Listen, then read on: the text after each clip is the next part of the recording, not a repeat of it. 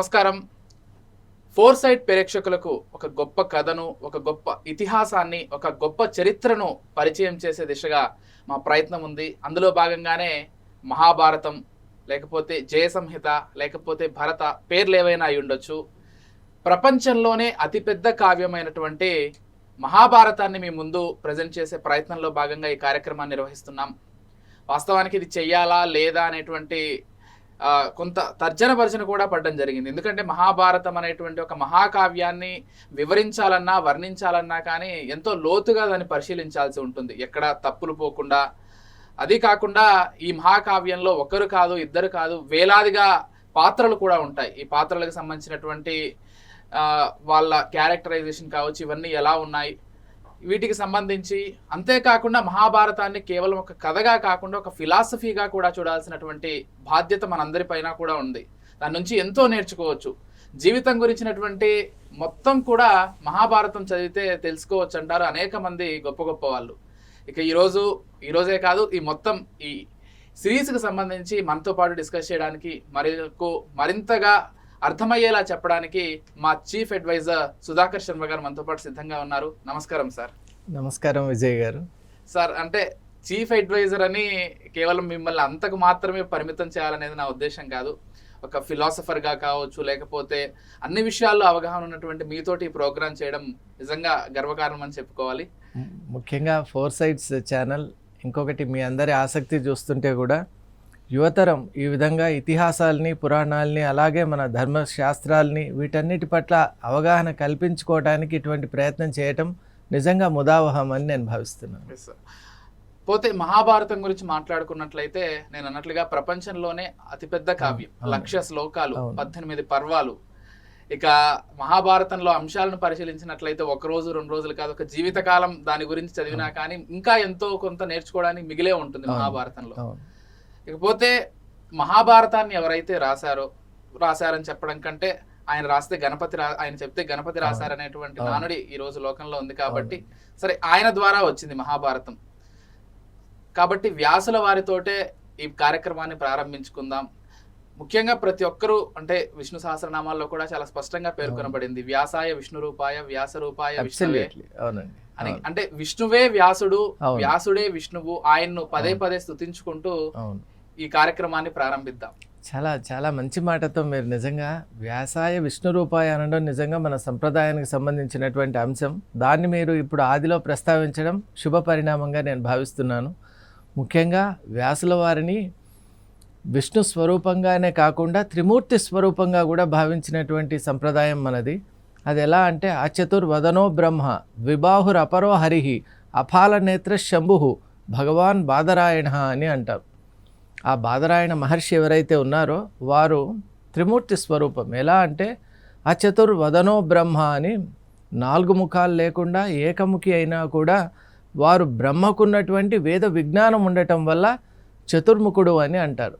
అలాగే ద్విబాహుర్ అపరో హరిహి, విష్ణువుకు చతుర్భుజాలు ఉంటాయి, కానీ విష్ణు సమానమైనటువంటి ప్రజ్ఞ ఉండటం చేత మనం బాదరాయణ మహర్షిని కూడా ద్విబాహుర్ అపరో హరిహి అని అంటూ ఉన్నాం. అంటే విష్ణువు ఏ విధంగా అయితే లోక సంక్షేమం కోసం, అలాగే విశ్వశాంతి కోసం ఏ విధంగా అయితే అనునిత్యం వారు అనుగ్రహం చేస్తూ ఉంటారో, అలాగే ధర్మశాస్త్రాలని, ఇతిహాసాలని, పురాణాలని, ముఖ్యంగా మనం ఈ సందర్భంగా చూద్దాం, వేదాలని కూడా మనకు అనుగ్రహించినటువంటి మహానుభావుడు వేదవ్యాసుడు. ఎలా అంటే, వేదం ముందు ఏకరాశిగా ఏకీకృతమైనటువంటి అఖండంగా అనంతమైనటువంటి మంత్రస్వరూపంగా ఉండేది. మరి అంత పెద్ద మంత్ర రాశిని అధ్యయనం చేయటం ఈ కాలంలో ఉన్నటువంటి మనిషికి చాలా కష్టం. అందువల్లే ద్వాపర యుగంలో ఉన్నటువంటి మహర్షి ఎప్పుడు కూడా క్రాంతదర్శి కవి అని అంటాం.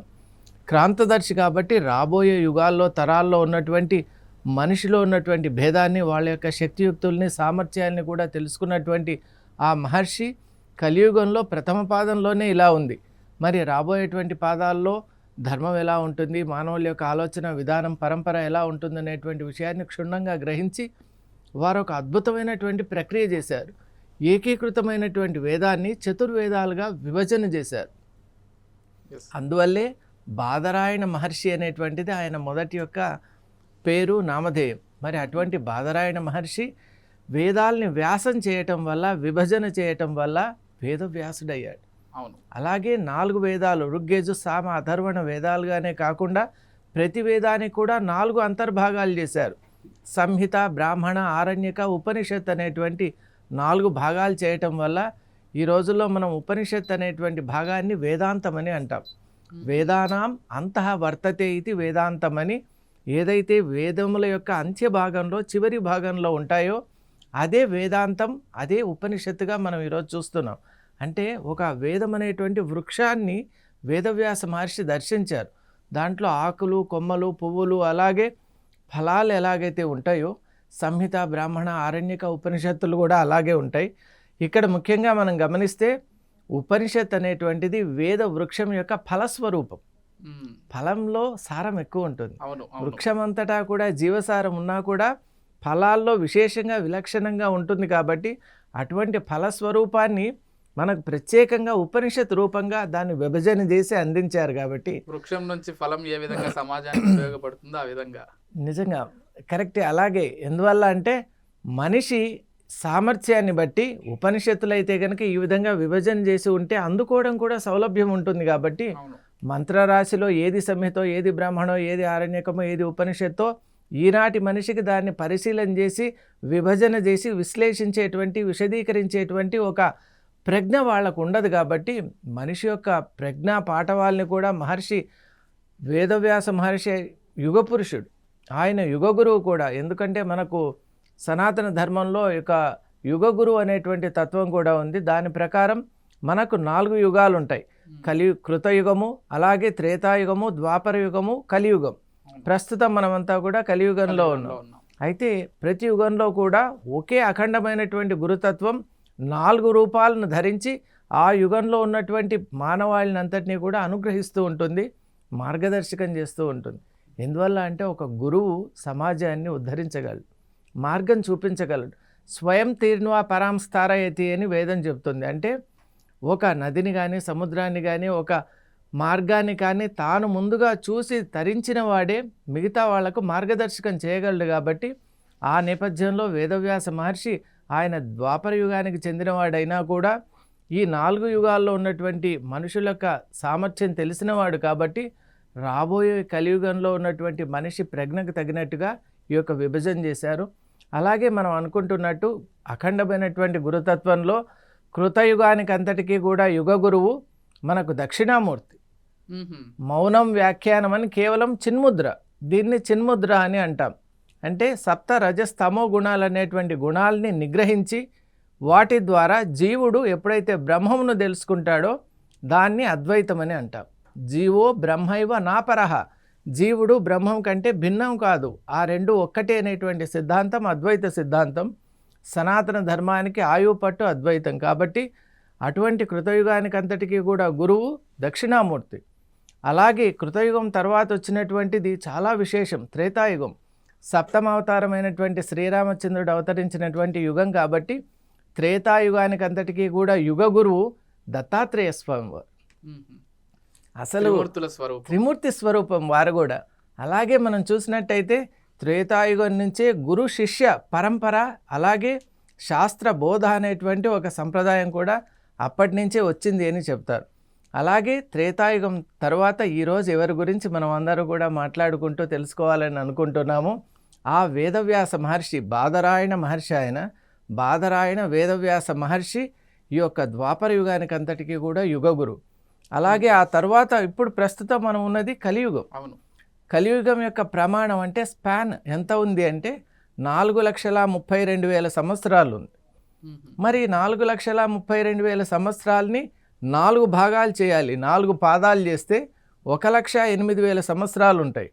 ఇప్పుడు ప్రస్తుతం మనమంతా కూడా సంకల్పంలో చెప్పుకున్నట్టు కలియుగే ప్రథమ పాదే అని అంటున్నాం. ప్రస్తుతం మనం కలియుగంలో ప్రథమ పాదంలో ఉన్నాం. ఇప్పుడే అన్యాయం, అక్రమం, అవినీతి తర్వాత చాలా రకాలుగా ఉంటూ ధర్మం ఏకపాదేన తిష్టతి. కాబట్టి ధర్మం వల్ల కలిగేటువంటి అనేక విపరీతాలను చూస్తున్నామంటున్నాం. కానీ కలియుగంలో ప్రథమ పాదంలో ఉన్నాం. ప్రథమ పాదంలో కూడా ఏదో 1,00,000 సంవత్సరాలు అయిపోయిందా అంటే కాదు, 1,08,000 సంవత్సరాల్లో కేవలం 5,000 సంవత్సరాలు మాత్రమే అయిపోయింది. ఇంకా 3000 సంవత్సరాలు ఉంది, అలాగే 1,00,000 సంవత్సరాలు సాలిడ్గా ఉంది. కాబట్టి కేవలం ప్రథమ పాదంలో ఇదంతా 1,03,000 సంవత్సరాలు అయిపోయినా కూడా కేవలం ప్రథమ పాదమే అవుతుంది. మరి ద్వితీయ, తృతీయ, చతుర్థ పాదాలు అయిపోతే అప్పుడు ఈ యొక్క కలియుగం కూడా పరిపూర్ణం అయిపోతుంది. కాబట్టి మహర్షి ఎప్పుడు కూడా చేసిన విధానం, ఈ యుగ గురువుల పరంపరలో మనకు ద్వాపర యుగానికి చెందినటువంటి యుగ గురువు అయినటువంటి వేదవ్యాస మహర్షి, ఆయన పూర్వనామం, పూర్వాశ్రమ నామం బాదరాయణ మహర్షి. మరి బాదరాయణ మహర్షి అనేటువంటి పేరు ఎలా వచ్చింది, మరి ఈయన యొక్క వంశం యొక్క వైభవం ఏంటి అనే విషయం కూడా మనం తెలుసుకుందాం. తప్పకుండా. మరొక విషయం సుధాకర్ శర్మ గారు, ఇక్కడ మనం గమనించినట్లయితే మహాభారతాన్ని మనం వేదంతో సహా పోలుస్తున్నాం, పంచమ వేదంగా అభివర్ణిస్తున్నాం. మనకి ఎన్నో పురాణాలు ఉన్నాయి, ఇతిహాసాలు ఉన్నాయి.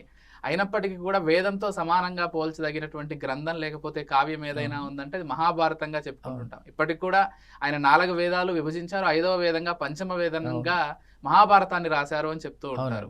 అంటే అంత విశిష్టత ఉంది మహాభారతానికి కూడా.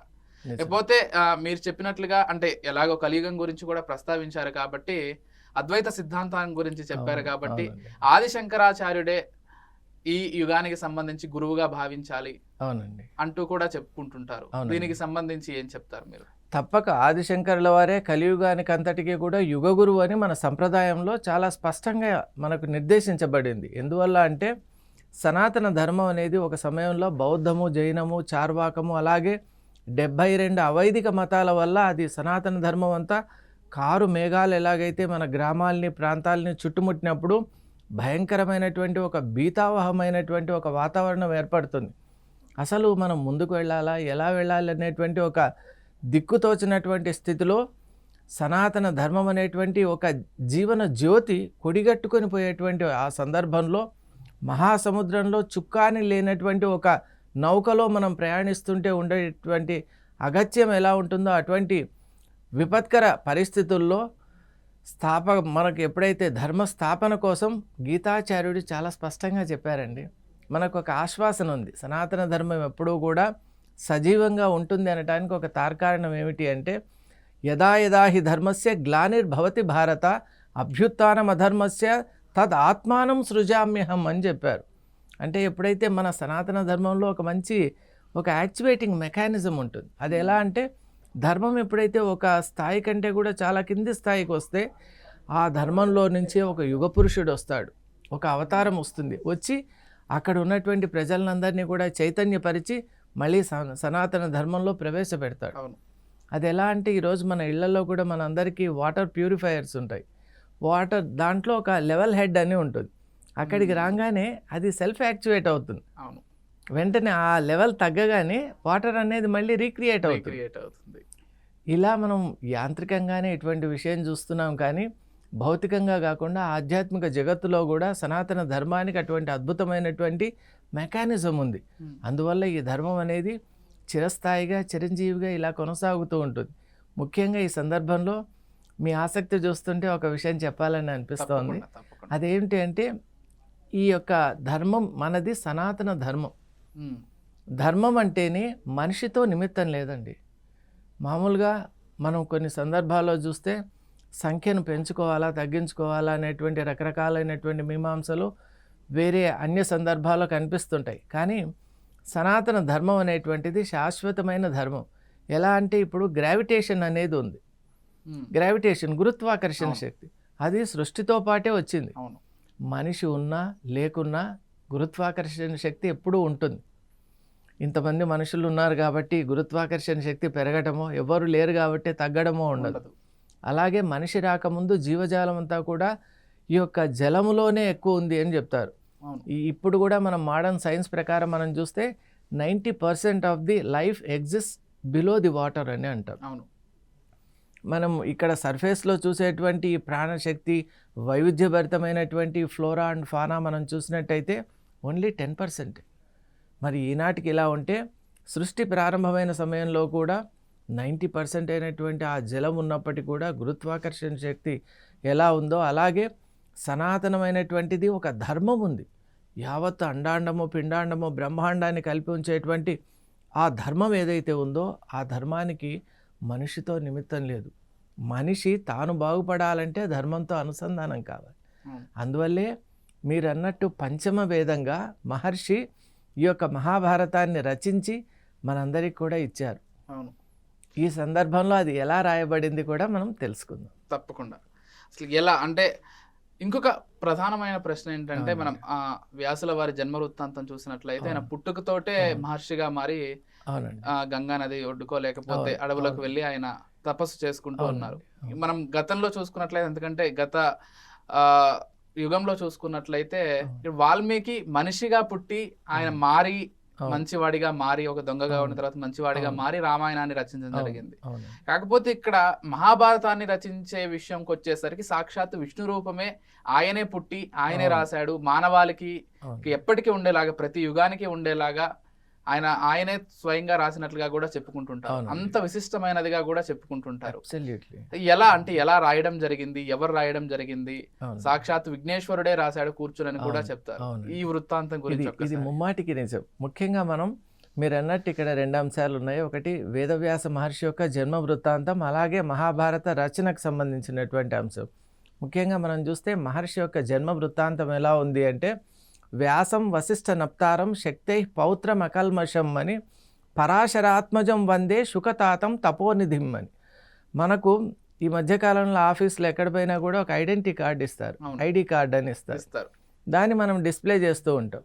అది లేకుంటే ప్రవేశం కూడా ఉండదు. కాబట్టి ఇది మనం ఏమనుకుంటామంటే ఈ ఆధునిక యుగానికి సంబంధించినటువంటి ఒక అంశంగా అనుకుంటాం. కానీ మన సనాతన ధర్మం ఎలా ఉందంటే, వేలాది లక్షలాది సంవత్సరాలకు ముందే ప్రతి వ్యక్తికి కూడా ఒక ఐడెంటిటీ కార్డు ఉండేది. ఇప్పుడు నేను చెప్పినటువంటిది వేదవ్యాస మహర్షి యొక్క ఐడి కార్డు. వ్యాసం వశిష్ఠ నప్తారం శక్తై పౌత్రం అకల్మషం పరాశరాత్మజం వందే శుకతాతం తపోనిధిం. అంటే ఈయన భర్తకు సంబంధించిన ఒక ఐడి కార్డు. అది ఎలా అంటే, నప్తారం అంటే మునిమనవడు అని మనం అంటాం. మనవడికి మనవడు. వ్యాసం వశిష్ఠ నప్తారం, వశిష్ఠునికి ముని మనవడు. అవును. శక్తి పౌత్రం, శక్తి అనేటువంటి మహర్షికి ఆయన మనవడు. అలాగే పరాశర ఆత్మజం, ఆత్మజుడు అంటే కుమారుడు. పరాశర మహర్షికి ఆత్మజుడు కుమారుడు. ఇక ఇంతటితోనే కాకుండా తను కూడా ఒక కుమారునికి జన్మనిచ్చాడు కాబట్టి, జన్మకు కారణమయ్యాడు కాబట్టి శుక తాతం తపోనిధిం అని. సంస్కృతంలో తాత అంటే కుమారుడు అని. శుకునికి తాత అంటే తండ్రి కదా, శుకునికి తండ్రి కాబట్టి వ్యాసుడు శుక మహర్షికి తండ్రి. అవును. అందువల్లే తండ్రి అని ఎప్పుడైతే చెప్తామో తాత అని కూడా వాడటం మనం భగవద్గీతలో కూడా ఒక సందర్భంలో చూడటం జరుగుతుంది. అలా వశిష్ఠ మహర్షి యొక్క మునిమనమడు, శక్తి మహర్షి యొక్క మనుమడు, అలాగే పరాశర మహర్షి యొక్క కుమారుడు, శుక మహర్షి యొక్క తండ్రి. ఇది వ్యాస మహర్షి యొక్క జన్మ వృత్తాంతం. అలాగే వ్యాస మహర్షి పరాశర మహర్షి యొక్క కుమారుడు అని అన్నాం. పరాశర మహర్షి సత్యవతీదేవి అని, ఆమె యొక్క జీవిత వృత్తాంతం కూడా మనకు అవకాశం ఉంటే ముందు భాగాల్లో తెలుసుకుందాం. తప్పకుండా. ఆమె కూడా ఈ యొక్క ఏదైనా ఒక అవతారం రావాలి అంటే దానికి సంబంధించినటువంటి తపస్సు ఉండాలి. సత్యవతీదేవి పరాశర మహర్షి ఒక ద్వీపాన్ని సృష్టించాడు. ఆ పరాశర మహర్షి ఎంత గొప్పవాడంటే, నది మధ్య భాగంలో ఒక ద్వీపాన్ని సృష్టించాడు. అక్కడ ఈ యొక్క వేదవ్యాస మహర్షి యొక్క జననమైంది. మీరు చెప్పినట్టుగానే పుట్టడంతోనే ఆయన మహర్షిగా ఆయన తపస్సుకు వెళ్ళిపోయాడు. అవును. అయితే తల్లి అయినటువంటి సత్యవతీదేవికి ఒక మాట ఇచ్చాడు, ఎప్పుడైతే నన్ను స్మరిస్తావో వెంటనే నేను అక్కడ ప్రత్యక్షమవుతాను. అంటే మరొక విషయం కూడా కీలకంగా చెప్పుకోవాలి. మహాభారతం కథ ముందుకు సాగడానికి వ్యాసుల వారు ముఖ్య కారకులు అని చెప్పుకోవాలి. ఎందుకంటే మీరు అన్నట్లుగా సత్యవతీదేవి తలుచుకున్న వెంటనే వ్యాసుల వారు వచ్చి పాండురాజుకు లేకపోతే ధృతరాష్ట్రుడికి విదురుడికి జన్మించడానికి కారకులయ్యారు. కాబట్టి మహాభారతం ముందుకు జరిగింది, లేకపోతే అసలైన మహాభారతం జరిగిందంటే కారణమే ఆయనే ప్రధాన పాత్ర అని మనం చెప్పుకోవాలి. అలాగే మీరు ఇంతకుముందు అడిగినటువంటి ప్రశ్నలో భాగంగా మనం మహాభారత రచన ఎలా కొనసాగింది అనేటువంటి అంశాన్ని ఇప్పుడు తెలుసుకునేటువంటి ప్రయత్నం చేద్దాం. ఎందువల్ల అంటే మహాభారతం అనేది 1,00,000 శ్లోక సమన్వితం.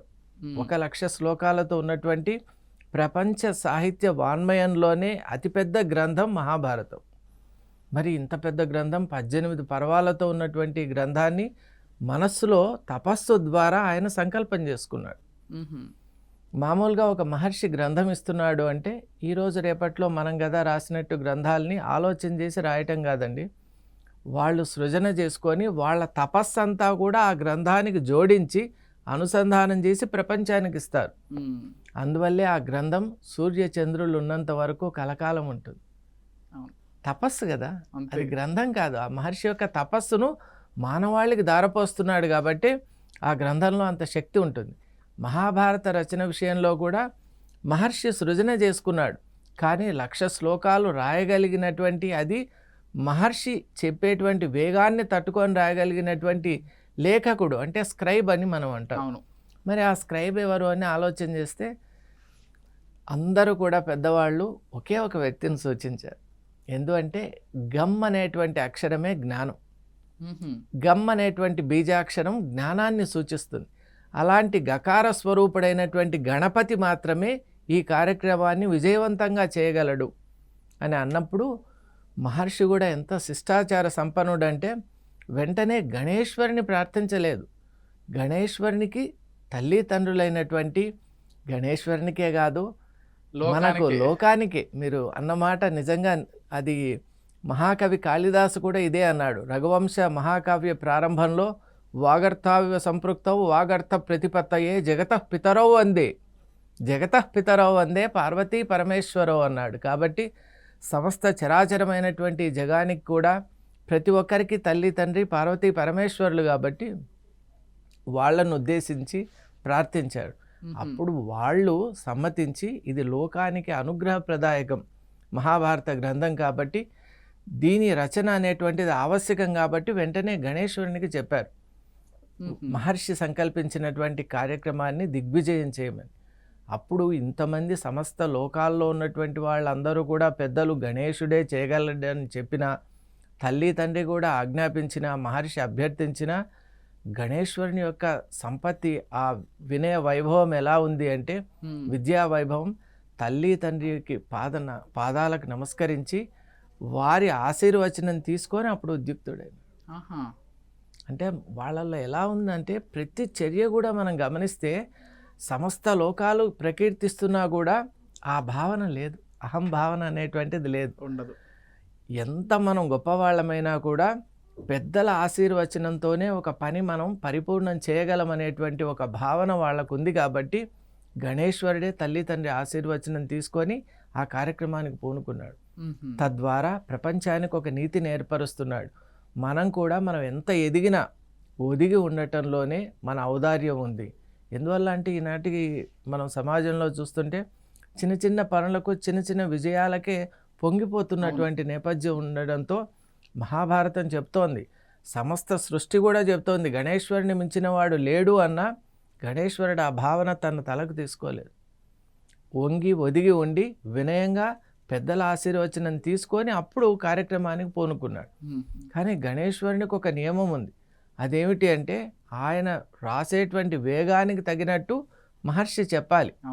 మహర్షికి కూడా సంతోషమే, కానీ మహర్షి కూడా కాస్త ఆందోళన చెందాడు. ఎందువల్ల అంటే గణేశ్వరుని గురించి విని ఉన్నాడు, జ్ఞానస్వరూపం కదా అతను, మరి గణేశ్వరుని యొక్క వేగాన్ని మనం నిజంగా అందుకోగలమా అన్నట్టు. ఇంకొకటి మహర్షికి కూడా ఒక ఆలోచన ఏమిటి అంటే మధ్య మధ్యలో మహాభారతాన్ని మనం చూసినట్టయితే అనుకోని ఈ మధ్యకాలంలో ట్విస్ట్ అండ్ టర్న్స్ అంటాం కదా, కథను ఆసక్తిదాయకంగా మలుపు తిప్పాలి. మరి మలుపు తిప్పాలి అన్నప్పుడు కొంచెం ఆలోచన చేయాలి. అందువల్ల ఆ సమయం ఎలా దొరుకుతుంది అని చూశాడు. చూస్తే గణేశ్వరుడు ఏమన్నా అంటే ఈ గంటం మేము పట్టాము కదా, ఆగరాదు, ఎక్కడ ఆగితే ఇక అక్కడే ఆగిపోతుంది, మళ్ళీ మేము తీసుకోవటం ఉండదు అని.